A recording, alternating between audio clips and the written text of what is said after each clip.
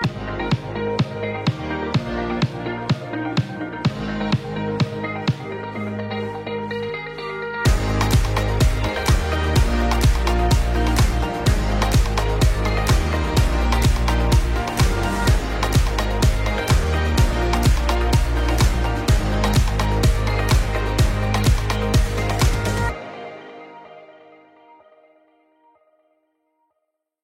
cœur de donner une extension à la série sur la bénédiction de Dieu. On pourrait prêcher la bénédiction de Dieu le reste de notre vie parce que cette bénédiction, elle est en Jésus-Christ. C'est l'appel du chrétien, c'est l'appel de Dieu de bénir ses enfants. On parle de la bénédiction de Dieu, la faveur de Dieu sur notre vie. Et même si cette série, cette thématique va se terminer, comprenons que c'est le reste de l'héritage des enfants de Dieu d'être bénis de Dieu. Amen. C'est vraiment notre héritage.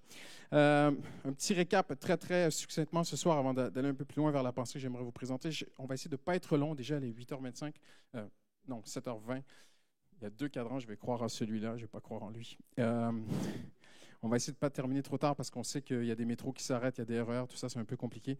La situation est particulière aujourd'hui. Donc, on fera un peu plus courtement. Mais on a vu ensemble que bénir signifie littéralement, on part du mot vraiment, on dit en anglais raw, rustre, le premier mot racine dans l'hébreu, ça voulait dire littéralement louanger un serviteur, être fier d'un subordonné, d'un fils ou d'un serviteur.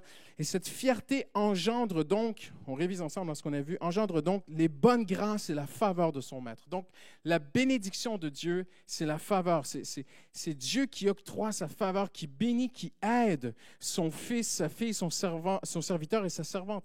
Et ce dernier octroie plus que de l'aide, il facilite le travail de son serviteur dans le but de lui procurer une grande abondance de bonheur. Dites avec moi, abondance de bonheur. Amen. Il y a beaucoup de mots sur la terre, M-A-U-X, mais le désir de Dieu, c'est que ses enfants soient heureux. Amen. Malgré les déserts, malgré parfois les attentes, les épreuves, les combats, les moments difficiles qui peuvent frapper nos vies, les déceptions, même parfois on est perplexe, on vit des moments de questionnement avec Dieu. Fondamentalement, à travers tout cela, le Seigneur veut que ses enfants soient heureux.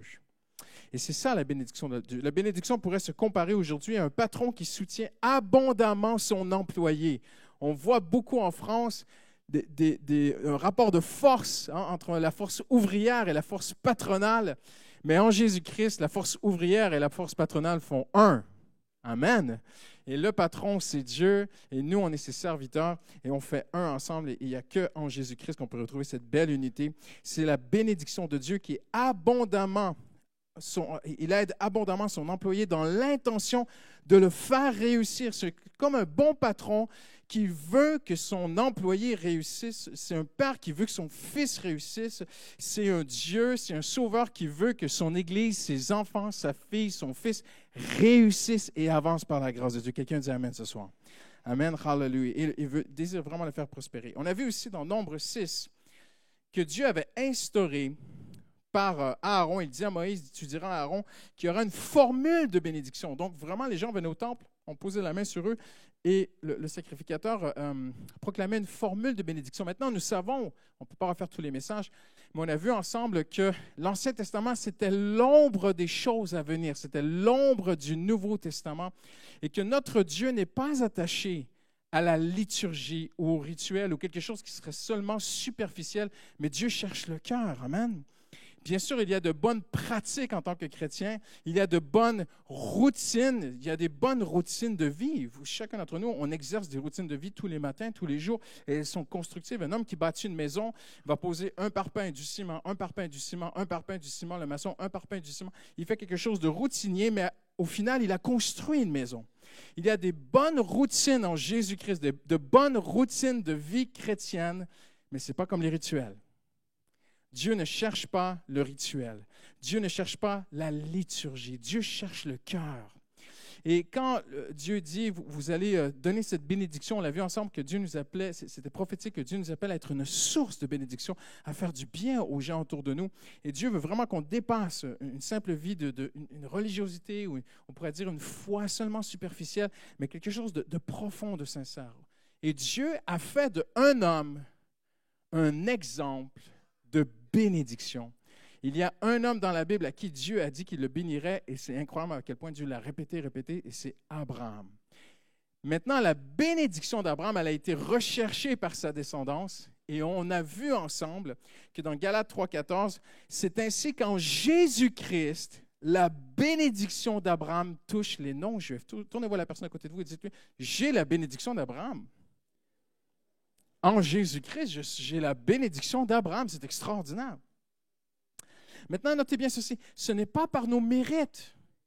Et même Dieu a béni Abraham non par ses mérites.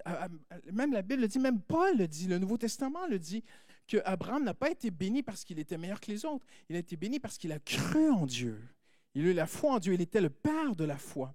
Et en Jésus-Christ, si nous croyons dans les mérites de Jésus-Christ, exactement comme Christine a chanté, nous avons la bénédiction d'Abraham et nous recevons par la foi, donc non par nos mérites, l'Esprit de Dieu qui avait été promis. N'est-ce pas merveilleux?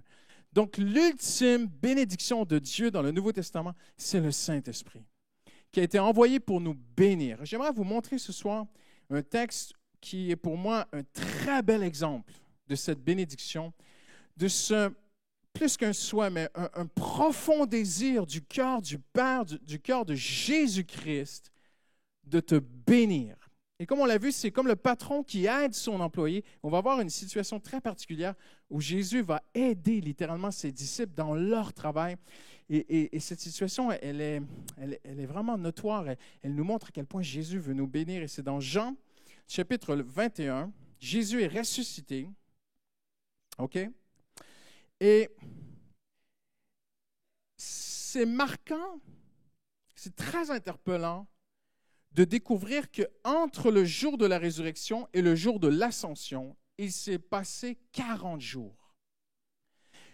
Les deux grands actes de justice que Jésus a opérés en notre faveur sont la mort et la résurrection, on les met en un seul, OK? La croix, la mort et la résurrection, on les met en un seul acte, si vous me permettez ce soir, et l'ascension. Jésus devait mourir pour nous, il devait ressusciter. Paul le dira aux Corinthiens, je pense dans 1 Corinthiens 15, si Jésus n'est pas ressuscité, on ne croit pour rien, ça ne sert à rien ce qu'on croit. Jésus a vaincu la mort, il est ressuscité. Jésus a tout accompli à la croix, dans sa mort et sa résurrection, tout est bouclé, tout est final, tout est complet, tout est parfait. Mais il va se dérouler 40 jours, très interpellants, dans Acte 1, où Jésus ne monte pas au ciel tout de suite. Et le dernier acte de justice que Jésus devait accomplir, c'était celui du grand sacrificateur, vous connaissez, hein, qui devait aller dans le lieu très saint présenter le sang de l'agneau. Et Jésus va présenter son sang, la vie est dans le sang, donc il va présenter sa vie, ses mérites. Il va monter au ciel, littéralement. Devant eux, c'est l'ascension de Jésus-Christ. Il va aller à son Père. Et l'auteur aux Hébreux nous dit qu'il va présenter son sang comme mérite pour nous donner accès à Dieu. Ce sont les deux grands actes de justice méritoires pour nous. Il n'y a aucune religion dans le monde, je n'en connais pas et je les ai étudiées, et les hommes que je lis aussi, les théologiens, n'en ont pas trouvé. Il n'y a aucune religion qui présente ce qu'on appelle la substitution légale comme dans le christianisme. Le christianisme, c'est extraordinaire, c'est que Dieu accepte que quelqu'un l'ait fait pour toi. Dans la justice des hommes, c'est inacceptable. Il y a quelques années, il y avait deux frères, il y a un frère qui était allé en prison pour son frère. Ce n'est pas lui, ce n'est pas le frère numéro 1 qui avait commis le crime, c'était le frère numéro 2. Ils ont échangé d'identité et le frère numéro 1 est allé en prison pour le frère numéro 2. Et quand la police, quand les services judiciaires s'en sont aperçus, ils l'ont retiré parce que ça ne se fait pas en France. Si c'est toi, si c'est José qui a commis un crime, je ne peux pas aller voir le juge et dire « je veux purger la peine à la place de José ». La justice française va me dire « non, M. Robichaud, c'est à lui de purger sa peine ». Mais quelle grâce de Dieu! Incroyable! S'il y a un être de parfait dans sa justice, dans tout l'univers, c'est Dieu. Et dans sa justice parfaite, Dieu accepte la substitution. Et Dieu a accepté que Jésus, non seulement meurt et ressuscite pour nous, mais comme Paul dit, on est placé en lui par la foi. Donc, c'est comme si c'était nous. On est quitte avec le passé, le péché, ces choses-là. Mais après, Jésus monte au ciel. Il présente son sang à Dieu. Il le fait pour nous. Et Dieu dit oui. Amen. Maintenant, entre les deux, 40 jours sur terre. Pourquoi? Moi, je pense que c'est mon avis, mais je pense que c'est purement pédagogique. La Bible dit dans Acte 1 que Jésus est resté pendant 40 jours. Pendant 40 jours, il s'est manifesté 40 jours à ses disciples pour leur enseigner le royaume de Dieu. Et je pense ici que dans Jean 21, Jésus va enseigner un principe du royaume. Il y a énormément de richesses dans ce chapitre-là et on ne peut pas tout sortir ce soir, je ne veux vraiment pas être long, mais j'aimerais vous montrer une vérité fondamentale sur la bénédiction de Dieu que nous avons en Jésus-Christ. C'est que Jésus-Christ veut travailler, marcher, vivre avec toi. Dans Jean 21, Jésus est ressuscité. C'est une sorte de parenthèse entre la croix et l'ascension. Entre la crucifixion, la résurrection et l'ascension. Il y a cette parenthèse où Jésus prend le temps, mes amis, d'aller voir ses disciples. Il prend le temps de revenir vers eux, de leur enseigner, de leur parler. Et là, il va faire quelque chose qui est très interpellant. La Bible dit ceci. Après cela, verset 1er, Jésus se montra encore aux disciples sur les rives du lac Tibériade. Voici de quelle manière il se montra. Simon-Pierre, Thomas appelé Didyme, Nathanaël, qui venait de Cana en Galilée, les fils de Zébédée et 2 autres disciples de Jésus se trouvaient ensemble. On sait qu'ils sont rentrés chez eux. En passant, on ne rentrera pas dans les détails, mais Jésus leur avait demandé autre chose. Et ils sont rentrés chez eux et on sait que Pierre est dans une sorte de découragement. Et Pierre va retourner pécher, il va retourner à son ancien métier. Et Simon-Pierre leur dit, « Je vais pécher. » Souvenez-vous que Pierre avait tout quitté pour Jésus. Donc, il avait quitté ses barques, il avait quitté ses choses pour Jésus.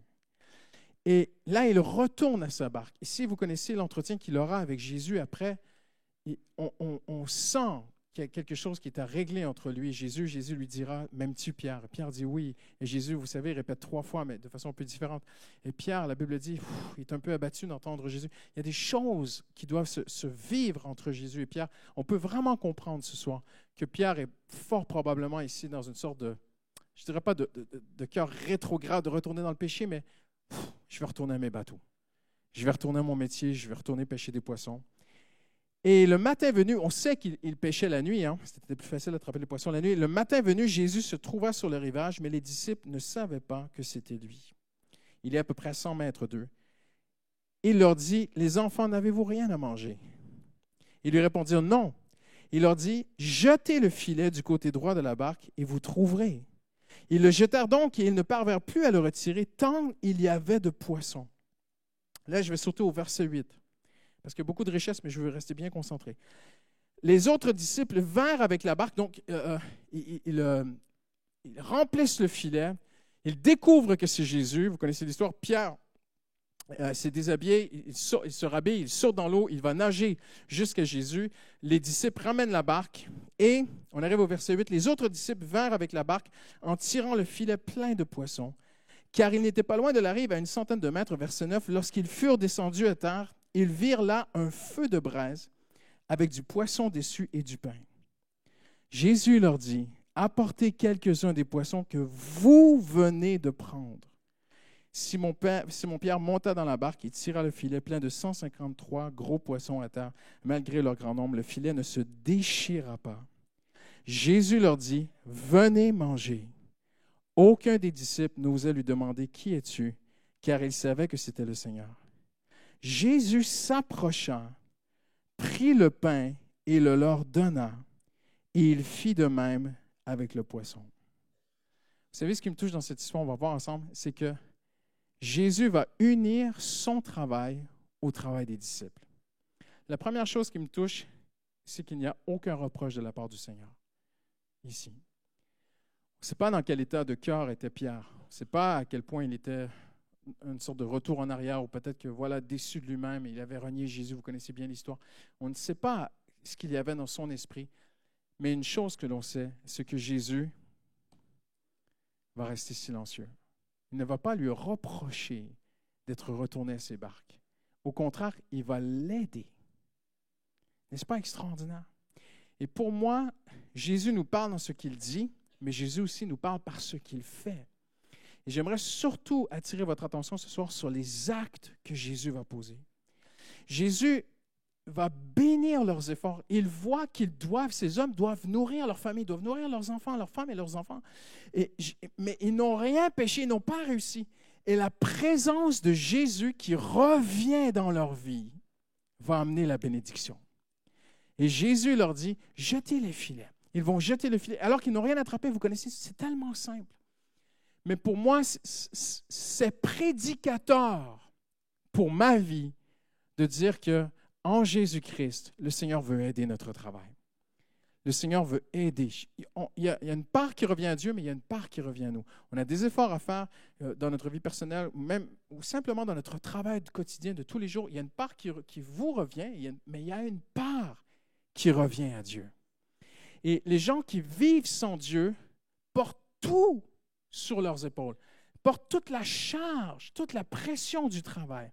Et on sait qu'aujourd'hui, beaucoup de gens croulent sous le stress qui leur est imposé. Mais j'aimerais vous dire, ce n'est pas la volonté de Dieu que ses enfants acceptent la pression du monde dans leur travail. Dieu veut bénir nos efforts et notre travail. Amen. Il va même les diriger, il va leur dire, jetez à droite. Jetez le filet là. Jésus n'a rien fait pour rien. Et je suis convaincu que le Seigneur peut vous aider dans votre travail. Il peut vous montrer, il peut vous diriger, il peut vous dire, jette le filet là, va là. Le Seigneur veut et peut nous diriger. Quelqu'un dit Amen ce soir. Je vais plus loin. Il va même protéger leur travail. Parce que Jean souligne que, alors que le filet était bien plein de 153 gros poissons, le filet ne se rompit pas. Si le filet s'était brisé, ils auraient tout perdu. Et le filet est surchargé. Il aide, ça, moi je ne connais rien, mais eux, ce sont des professionnels, c'est leur métier, ce sont des pêcheurs. Et Jean souligne, il dit, mais c'est incroyable, on avait trop de poissons pour le filet. On était au-delà de nos capacités humaines dans notre travail, mais Jésus a protégé notre travail. Amen. Vous savez, on vit dans un monde qui est difficile, on vit dans un monde où moi j'entends toutes sortes d'histoires de gens qui travaillent dans des équipes, une sorte d'église qui travaillait pour une équipe de chercheurs. Et au final, alors qu'elle fait des très, très belles recherches, en laboratoire, elle m'a dit, pasteur, elle dit, je n'obtiens au final aucun mérite de mon travail, c'est mon patron qui prend tout. Mais voyez-vous, en Jésus-Christ, le Seigneur a béni, je n'ai pas le temps de rentrer dans son témoignage ce soir, mais le Seigneur a béni cette sœur malgré dans son travail. Et le Seigneur l'a honorée parce qu'en Jésus-Christ, les gens qui vivent sans Dieu sont livrés eux-mêmes. Mais lorsque tu es venu à Christ, il faut que l'on découvre ensemble cette paix, mes amis, que non seulement le Seigneur veut bénir tes efforts, mais le Seigneur peut diriger ton travail et le Seigneur peut protéger ton travail. Le Seigneur peut le garder. Et on va plus loin. Ils arrivent, et qu'est-ce que Jésus a fait? Pour moi, voyez-vous, c'est tellement simple. C'est quelque chose qui pourrait vous paraître petit ce soir, mais rien n'est banal avec Jésus. Ils arrivent, et Jésus a fait un feu de braise. Vous vous rendez compte? Je ne sais pas comment il a fait, mais il est Dieu. Il a pu dire, clac, et ça y est, c'est fait. Et les gars arrivent, et sur la braise, il y a du pain, il y a du poisson. Donc, ils ont fait une part. Il y a une part qui te revient. Et dans ta part, Dieu veut t'aider, Dieu peut te diriger, Dieu peut protéger ton travail, Dieu veut bénir ton travail. Mais en plus, j'aimerais te dire, il y a une part qui revient à Dieu. Et ils arrivent, ils n'ont rien demandé, et Jésus a déjà préparé le petit déjeuner. N'est-ce pas extraordinaire? Parce que c'est le matin. Et à l'époque, on sait que ces gens-là mangeaient le pain et le poisson même au petit déjeuner. Donc, littéralement, Jésus a préparé un petit déjeuner pour eux. Ce n'est pas banal, mes frères et sœurs. C'est pas, pour moi, c'est extraordinaire. Dieu t'aime jusque dans les détails de ta vie. Dieu veut t'aider, Dieu veut te bénir. J'aime bien cette expression qui dit « Dieu est le facilitateur de notre travail ». Amen. Il est celui qui fait un chemin lorsqu'il n'y a pas de chemin. J'aime bien une traduction qui parle de Paul, où Paul dit « Dans les impasses, nous passons ». Et en Jésus-Christ, on a cette grâce en Dieu d'entrer dans cette vie, non par nos mérites, mais par les mérites de Jésus-Christ. Entrer dans cette vie où Dieu bénit, où Dieu aide dans nos efforts, où Dieu dirige notre travail, où Dieu protège notre travail et où Dieu fait ce que l'on ne peut pas faire. Et je termine avec ceci, quelque chose de merveilleux. Jésus dira quelque chose qui m'interpelle et qui touche mon cœur. Je l'ai pris pour ma propre vie. Ça m'a fait beaucoup de bien. Je vous partage ce soir. Mais Jésus, il y a un poisson qui est sur la braise qui ne vient pas d'eux. On ne sait pas d'où il vient. Jésus a multiplié pain et poisson. C'était rien pour Jésus de créer des poissons et les mettre sur la braise. Amen? On croit ces choses. C'était rien pour Jésus de préparer du pain et du poisson et les mettre sur la braise. Mais regardez ce qu'il dit. Il dit, amenez aussi un peu de votre poisson. Et j'aimerais vous dire, pour moi ici, c'est un symbole. Jésus a fait beaucoup. Si vous lisez les évangiles, si vous aimez les évangiles, moi j'aime énormément les évangiles, vous allez remarquer que Jésus a dit des choses mystérieuses qui, avant l'apôtre Paul, étaient incompréhensibles. Jésus a dit des choses qui étaient et ça va vous choquer ce soir, Jésus a dit des choses dans les évangiles, certaines fois, qui étaient incompréhensibles, qui étaient mystérieuses. Et plus tard, dans le Nouveau Testament, Paul dira aux Éphésiens, vous pouvez lire dans mes écrits ma compréhension que j'ai du mystère de Dieu. Donc Jésus a dit, il a fait des choses mystérieuses qui étaient symboliques. Jésus a fait des choses qui sont symboliques. Il a pris de la salive avec de la terre, il en a fait de la boue, il l'a mis sur les yeux. Il n'a pas expliqué pourquoi. Voyez-vous? Ça donne libre cours à toutes sortes d'interprétations. Mais quand le Nouveau Testament arrive et les Épîtres arrivent, on découvre et nos yeux s'ouvrent sur la Nouvelle Alliance, sur l'union que nous avons avec Jésus-Christ. Et mes amis, tout le Nouveau Testament est à propos d'un mot, l'union que nous avons avec Jésus-Christ. Notre union. Et c'est cette union qui amène la bénédiction. Ce ne sont pas mes efforts, ce ne sont pas tes efforts, ce n'est pas ma justice, ta justice, c'est sa justice. Ce n'est pas mes efforts, ce ne sont pas mes mérites, ce sont ses mérites. Et c'est en se cachant et en cessant d'essayer de mériter la bénédiction de Dieu, en abdiquant et en entrant dans les mérites de Jésus, que nous serons agréables au cœur du Père et qu'on va vraiment toucher la bénédiction de Dieu. Quelqu'un dit Amen ce soir. C'est le plus profond désir de Dieu, c'est arrêter d'essayer de mériter la bénédiction de Dieu. Entrez dans les mérites de Jésus-Christ et vous allez goûter par ses mérites à la bénédiction de Dieu. Et cette bénédiction, dans le Nouveau Testament, elle s'explique dans l'union que nous avons avec Jésus-Christ. Maintenant, regardez bien cette symbolique que Jésus va faire, et on va terminer bientôt, cette symbolique extraordinaire que Jésus va démontrer, c'est quelque chose de très simple.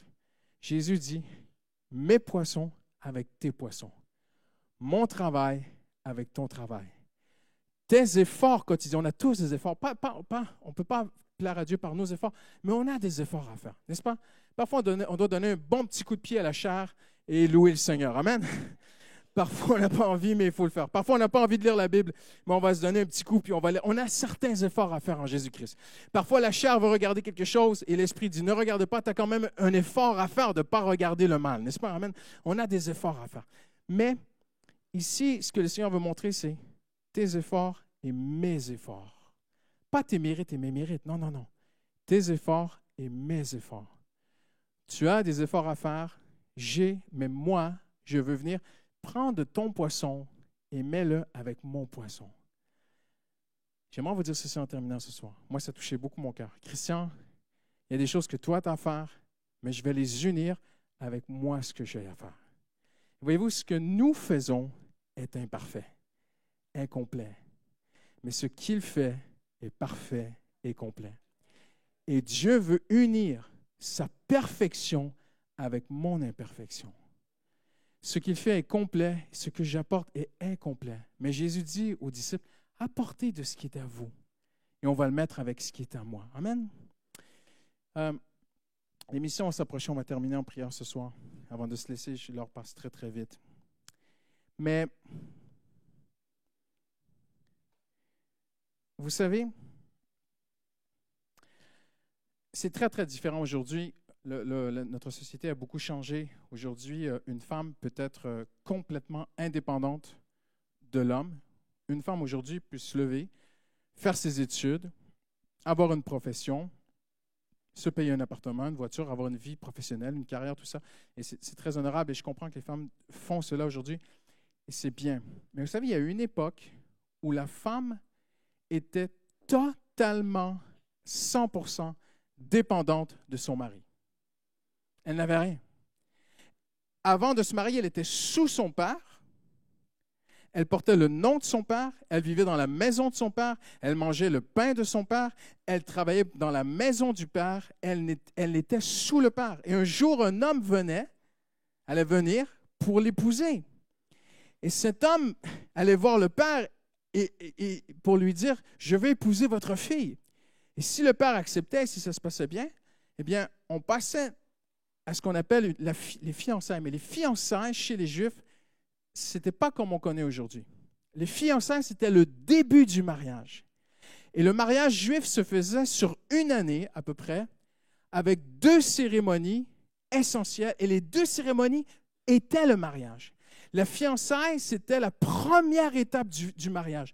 Et alors, ce qui se passait, c'est que cette femme qui n'avait rien, qui portait le nom d'un autre, qui était sous la responsabilité, qui était dans une dépendance totale d'un homme, perdait tout.